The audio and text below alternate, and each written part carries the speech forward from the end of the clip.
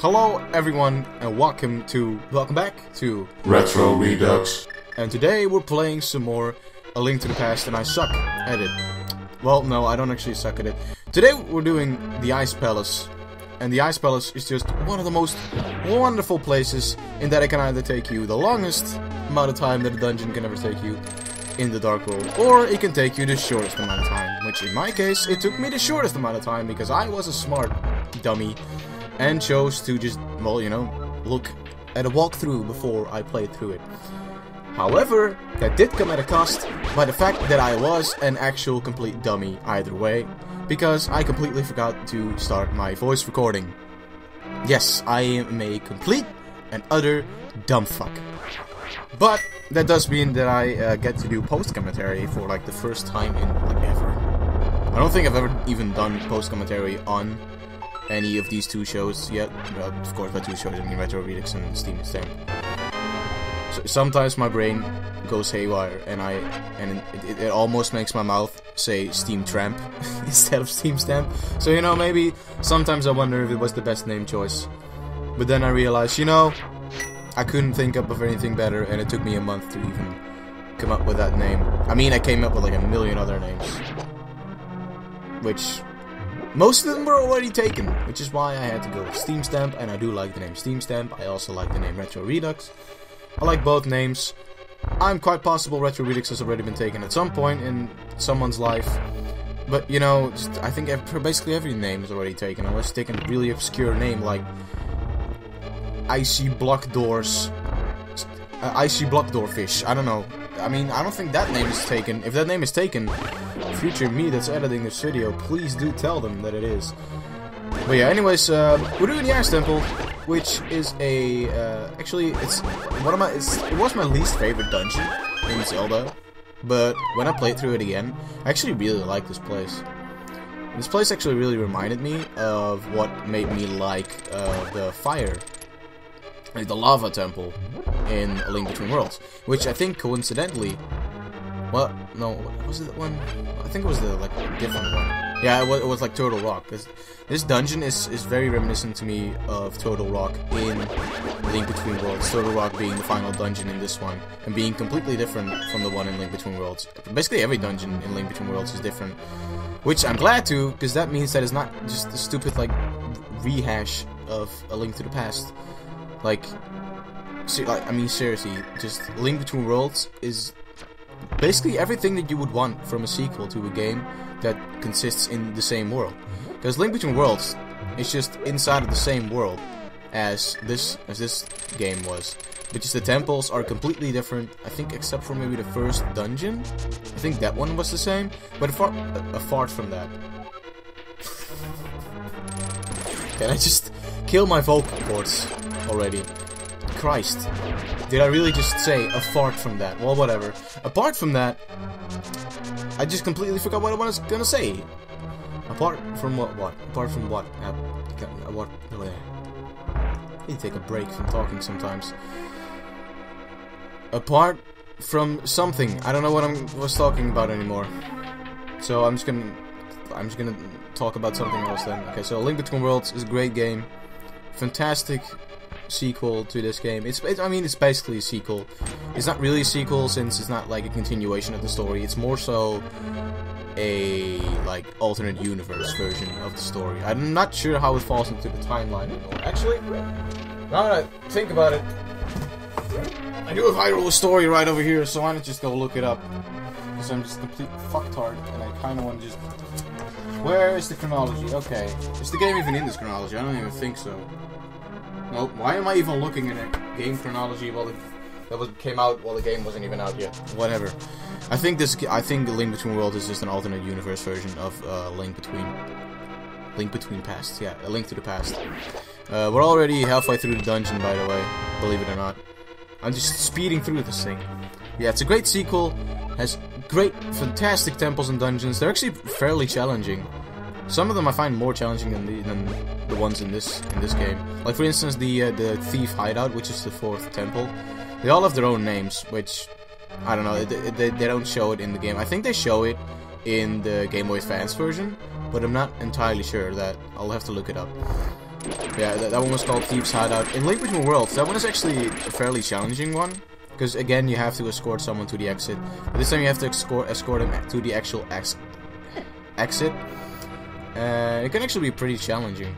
Because she doesn't want to cooperate all the time. And there are a lot more enemies and they take a lot more hits to kill than just 1 or 2 hits with your sword.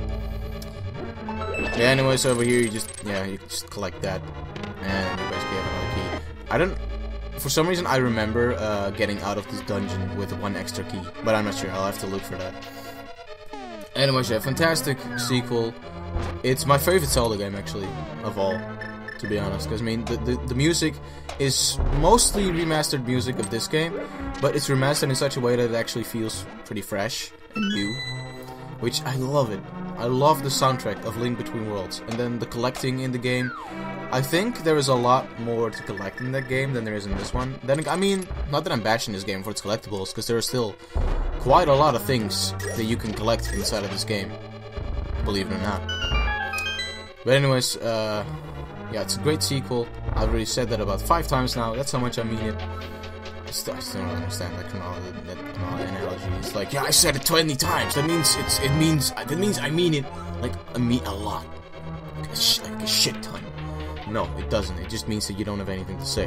No, I do have something to say, though. I just keep repeating myself because I'm a dumbass. No, and now I completely forgot what I was talking about again. You know, maybe I should just stop getting off track and continue to talk about the game at hand, which is not this game. Clearly, it's not this game. Clearly, it's Link Between Worlds. So, Link Between Worlds, great sequel. You actually get, like the hookshot. This hookshot I got in the second temple in the Dark World. The hookshot you can get right away in Link Between Worlds. Basically every item in the game you can get right away, except for one which you do get in the temple, but I think after it. You rent them. But if you have rent them, you can just grab a lot of rupees from somewhere. Just find a place that you can collect rupees at. And then you can go back to your house, which the house where your house is basically inhabited by some guy named, I think, Rufio. I'm not sure about that, I'll have to look it up. I think it's Rufio. So yeah, basically your house is like inhabited by that guy because he needs a house to stay in, and in exchange for that, you get to hire his items. You get to rent his items. How will you hire an item? What the fuck? Anyways, yeah, you get to, what am I doing here? Why am I hitting a jellyfish? Why am I hitting a wall with hooks? Well, whatever. Yeah, too slow on that guy. Well, anyways, yeah, you get to rent the items, and if you have enough money, you can actually buy the items, at which point there is a fountain, where I think you can upgrade every single item that you have, which also is in this game, but we haven't gone to it yet. I'm gonna probably be going to, yeah, I think I'm gonna be going to it in the beginning of the next episode. You'll see at the end of this episode that I'm actually already at the final temple, which is Turtle Rock. But I think I kind of want to have all of my upgraded stuff before I go there. Now, usually you would not have this Cave of Burna yet, Cave of Somalia yet, which you get in the 6th dungeon, so usually you'd have to just walk around, make everything happen, and then fall down in this room, I think. That's what you have to do. But since we have the staff, we can just easily move into this room, and below the block that I'm gonna move in a little bit of a second here is the actual boss already. So yeah, we got to the boss in 9 minutes. It's pretty good, right? I think so. Yeah, you get to rent all the items, which is a great thing, I think, because it gives you way more freedom in a Zelda game than any other Zelda game has ever given you. Because that game is just like, it oozes freedom. It just oozes it. You could be like, hey, maybe I want to just collect every fucking heart piece in the game once it can go to the Dark World. Yes, you could do that. Except for some of them, which you do need to finish the Sand Temple to be able to do that, which is where you get the final item that you need and that you can't rent until you do that temple. So I really like that aspect of the game, which I wish that more games did. Speaking of I wish that more games did, I'm really hoping that the next Zelda game, like the one for the Wii U, I'm hoping that since that game is going to be open world, that thing is going to be like almost as free as Link Between Worlds.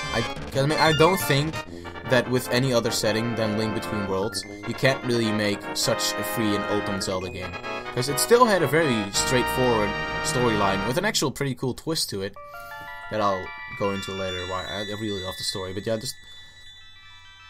It's just the gameplay is great. You get to choose to which dungeon you want to do first. If you want to do Turtle Rock first, sure, go ahead. If you want to do the first dungeon last, sure, go ahead. But there is only one temple that I believe you have to complete every other temple first, or like a specific temple before that, because you need an item to get inside there, and I think you get an item inside of the temple. Basically, what I meant with you get all the items outside of the temples is that you get all the items, like all the usable items, like the hookshot, the bombs, the arrows, you know, those kind of things. You get those inside of the rent shop, so that's pretty cool. So that's I really love the gameplay. The going into the wall aspect of the game is also very fun, because you get a lot more movability and very easy ways to cheap out enemies. And there are actually a couple of very cool things that we can do with them.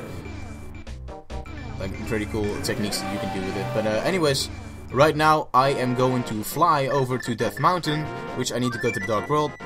But past me, decided to check out the entire Death Mountain part that I haven't gone through yet. So yeah, I'm a smart dummy, but I'm probably just gonna skip through it. This episode was originally 33 minutes long. I'm not sure how long it's gonna be in post when I'm done with editing this, because I'm actually just watching like the full video. So yeah, but yeah, I really like the gameplay, and then the music is awesome as well. The graphic style, I really like the 3D style of the game. It has this unique feel. It's like sort of like Wind Waker and Phantom Hourglass and Spirit Tracks, but it's kind of like own style. It's like it encompasses the Wind Waker style of graphics together with A Link to the Past style of graphics, which is a great. It's a great companionship. That I found that it was great companionship.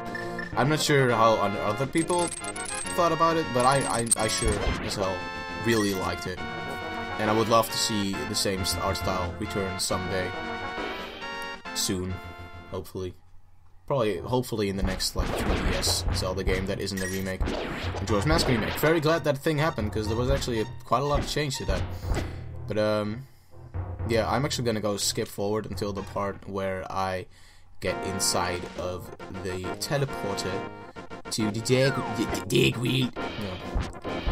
What happened to me there? Oh, I think I already did it this time. Nope, never mind. I just open it. Past me, you work in intricate ways that even I do not understand. I think I realize now that I can't even do anything in the light world here, or that there's nothing special inside of here. Nope, I did. Great, awesome. We're actually gonna hey, we're gonna go to the Dark World finally. Jesus, sometimes I just hate watching past me run around like a willy-nilly fuck. I'm just like, yeah, you can totally do something there. Why are you going there? Anyways, Dark World. There's only one entrance in here, which is to go up. So yeah, pretty straightforward. Oh, actually, yeah, those two doors, but I chose to go up. Nope, you can't. You have to use those two doors, actually. But yeah, anyways, Link Between Worlds. Awesome game. Love it. And the story is actually pretty good, too. Because the story is basically you have to save the 7 wise men instead of the 7 maidens. Which they are all trapped inside of paintings. I forgot the name of the villain. But the villain basically just like wants to... I think it's Aghanim as well. I'm not sure about it. I'm gonna look it up. I'll let you guys know if it's actually Aghanim or not.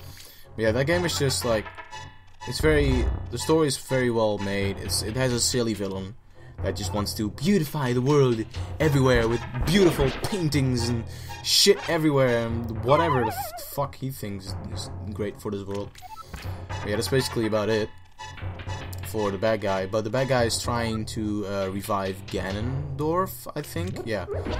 And another side of the story is that you are going to basically a different dimension, like a different version of your world. I mean, it's not the Dark World or the Dark Realm. It's actually just a different version of your world called Lorule. I know, very funny. Hyrule Lorule, great. And the princess of that is Hilda. Hilda. Spoilers, by the way. Just as a warning, spoilers. If you haven't played it yet, Hilda is actually an evil girl that wants to revive Ganondorf and wants to get your Triforce, because her Triforce was destroyed over a battle. You know, the battle that was inside of this game, which is why the 7 wise men of this world sealed away a Triforce to the Golden Lands. so that nobody could use it or fight over it. They didn't do that in low rule, which caused them to have that big, huge war, and the Triforce was basically destroyed by that, and then the world turned into turmoil. So, yeah, that's basically the story about that, which I find very interesting, because you never really hear anything about Triforce wars and what it could cause and things like that. Basically, these treasure chests are just very useless. They're only like rupees. I think that one's rupees as well. I'm pretty sure it is. Yep, just 50 rupees again. But yeah, I like the story of the game. I feel that it's pretty unique with the fact that you're helping a princess who essentially tries to kill you to get your Triforce. Yeah, that's like an invisible thing. I still don't get how you get to see it. I don't think you actually ever see it. I think you just have to get lucky. Up all night to get lucky. No. Yeah, that's about it for the story. And at the end, you basically fight. I think you fight Hilda as well at the end, and then you fight Ganon, and then you fight Ganondorf. Well, there's no Ganondorf actually. It's just Ganon's the big Ganon. But yeah, basically what I'm doing now inside of this game, the actual A Link to the Past game, you know. I'm trying to collect every single heart piece that there is left for me to collect, which there are 2 more, but I can only get 1, as the last heart piece is actually inside of the final dungeon. So I can't even get that. And there's 1 more item that I need to get. 1 heart piece I get through using this magic mirror over here, and then you get the heart piece, and then there's another cane that I need to get. It's the cane of Burna. And once you get the cane of Burna, I basically have every item in the game then, and I can just continue on like a willy-nilly fuck and just keep on going. So you'll see you guys when I'm back with the entrance to the cave of Burna. Alright, so back in the Dark World, you actually have to go to Ganon's Tower, which is the final temple in the game. And then you have to go south from it and enter a cave, and that's basically it. And then you have to use the magic cape, but I'll explain that a little bit later when we get to the cave, which will probably be in a matter of seconds here, to be honest. Why am I going over here? What am I doing? What am I doing? Why? Why am I doing this? Whatever. Anyways, you get to go down. I don't get to go down. Why am I not going down yet? I clearly know that I have to go south of Ganon's Tower. Yes, are you gonna go great, finally, thank you, past me. You're gonna jump down there? Yes, thank you, Cave of Burna, here we go. So, need the cape? You don't need the cape, but it's advised that you use the cape. Because when you are invincible, because of the cape, you're also invincible. Which means that you cannot get hit or get hurt at all. So that's great. Yeah, this is basically the last item that we need to get, is the Cave of Burna, which will give you a protective ring around you, which will protect you of enemy fire and protect you of enemy hits. It just basically, it's a great extra optional weapon that you can get. And now basically I have to get outside without any magic left. So that's always great. I'll be right back once I get outside and get to the place where Turtle Rock is, which is actually the final part of this video. So yeah, actually let me just wrap up my story of Link Between Worlds then. I basically have already said everything, but yeah, I really love the game, I love the freedom of it, and I think the story is great, the graphics are a great mashup, and yeah, that's basically just about it. So I'll see you guys back when I am at Turtle Rock.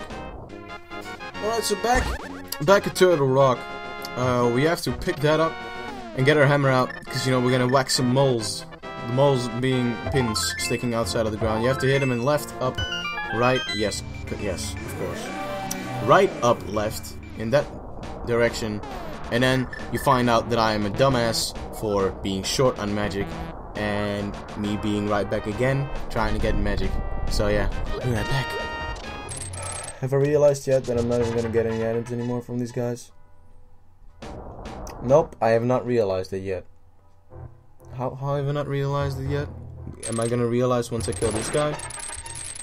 Please just let me realize it. Okay, good. Do you realize it now? Yes, you do. Thank you. Thank you. Alright. I got a little bit of magic.